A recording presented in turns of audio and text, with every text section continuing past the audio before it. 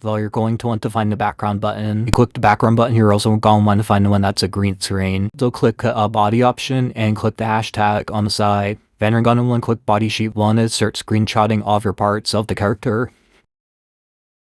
We're going to want to go to an app where you can like erase and separate stuff in layers. Like Eva's Paint, for example, make a canvas and put all the screenshots you took in like one layer or like an area. The link, can you just take a layer like the head, for example, which is usually like the best place to start at, and then you trace over it with, doesn't really matter how you trace over it, but like you basically just trace over the head. Most people try making it in like the gacha life art style, but you can do whenever. Generally record the coloring bit, but then you basically just color and like edit the coloring and stuff however you like. Basically you do this of like every other body part besides the eyes besides the eyes. Well, first you're basically going to do what you did for the other body parts, but instead of it like tracing it as like an entire whole, you separate the parts, like what I do in this clip, for example.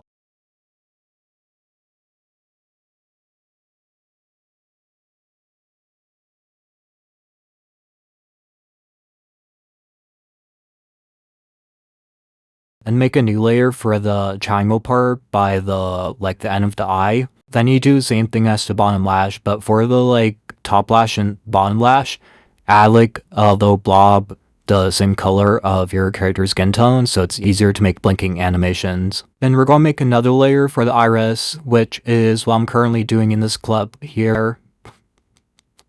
So then you run the circle tool, mainly for my example is the oval tool, since you can actually like adjust it.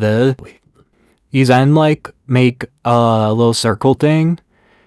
Recommend it like to be above the top lash and bottom and under the bottom lash, so you can easily move your eye around.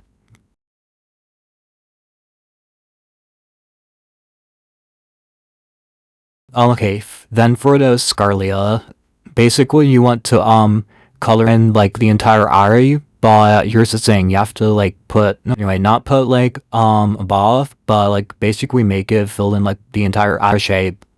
Basically like color it in like under the top lash and bottom lash, so you're also able to easily make like eye winding animations and stuff like that.